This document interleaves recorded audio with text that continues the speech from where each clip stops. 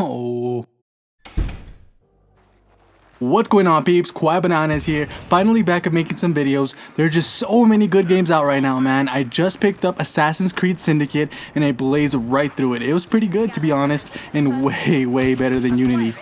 When I got through that, I returned it for Black Ops 3, and that's what I'm getting at right now. I'm playing that and I'm having a blast for sure. But we're not here to talk about Black Ops 3, we're here to talk about Star Wars Battlefront. So now the question is, will I, and most importantly, should you buy this game? In short, no, and I hate myself for it. But let me explain real quick. For the younger audience out there, there used to be a time when games were released and you got the full game at launch. No DLC, no day one patches, and a full single player campaign. And I got into gaming right before the big DLC explosion in the industry. Developers realized that they could ship 70% of the game and charge consumers later, cleverly marketed as a post-launch expansion. Some of the earliest games to attempt this borderline fraudulent practice even had the code written into the physical disc, meaning the DLC was in the original game you had paid for all along. Resident Evil 5. Hence, the start of an era that we're still suffering in, one that seems to have no end date unless we, gamers, do something about it. Today we have games like Destiny, Titanfall, Evolve, Rainbow Six Siege, and of course, Star Wars Battlefront. All great games on the surface, but they all hold dirty little secrets on the inside. Let's take Batman Arkham Knight. The game released to rave scores with the exception of the abysmal performance on the PC, yet it burned almost all bridges with the announcement of the Season Pass. For only $40, aka 66% of the price of the original game, you can purchase the Season Pass, adding very little aside from some character skins.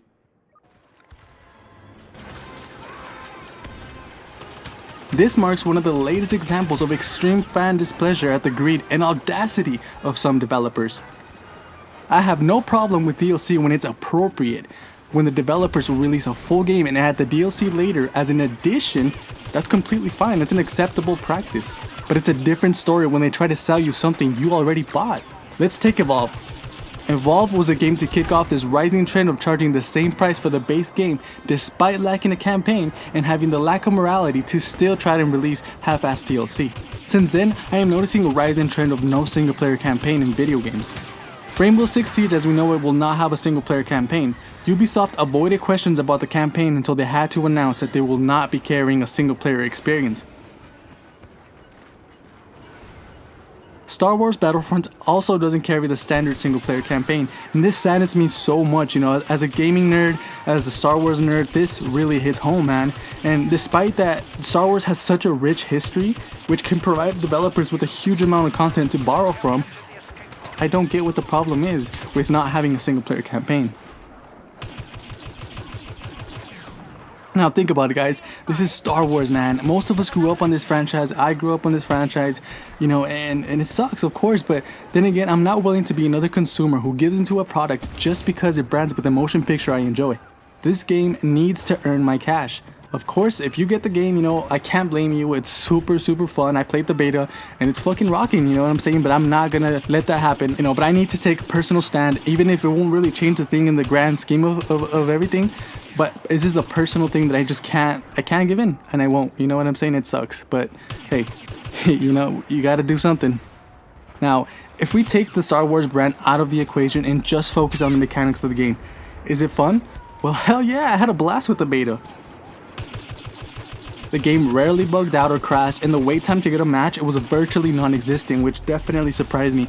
I just clicked on the game and it just got me into a match like that. The game is good, it's fun, but I could already tell that the game's gonna be lacking content. So from the get-go, I was already suspicious of this game. I'll probably just get bored really quickly, I just had that feeling. Our probe droids have picked up another escape pod.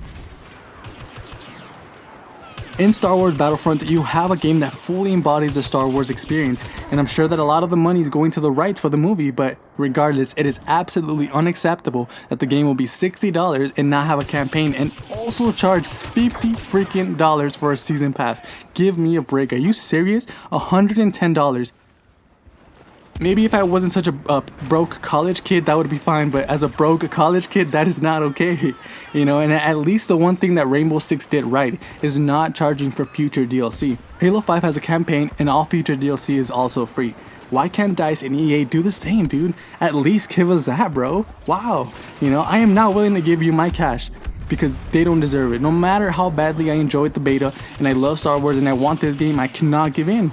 You know, I witnessed the beginning of games when they begin to be torn apart and resold to us. But now we're going to stand by and let developers charge the same for a game while delivering less? Fuck no, hell no, you know what I'm saying? I'm caught in an impasse where I really want to buy the game, but I also don't want to give in to corporate greed. And so what is there to do? You know, no campaign, no dedicated servers on PC, you know, greedy much, you know, no money for you, EA. You suck and I hate you. Only then, you know, when we gather together and we hurt the corporate wallets is when they will realize that we are not money trees. And if they want our money, they better earn it.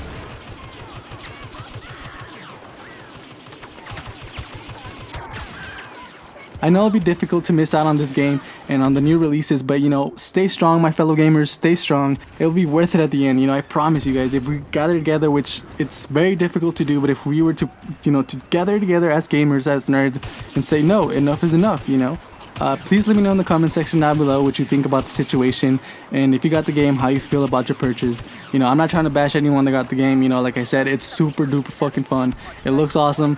But at the same time, I need to take this personal stand, and it might not change anything, but we all have to start somewhere. You know what I'm saying? Hopefully you guys don't get too pissed at me for saying all this stuff. Stay tuned for more videos. This is Quiet Bananas signing off.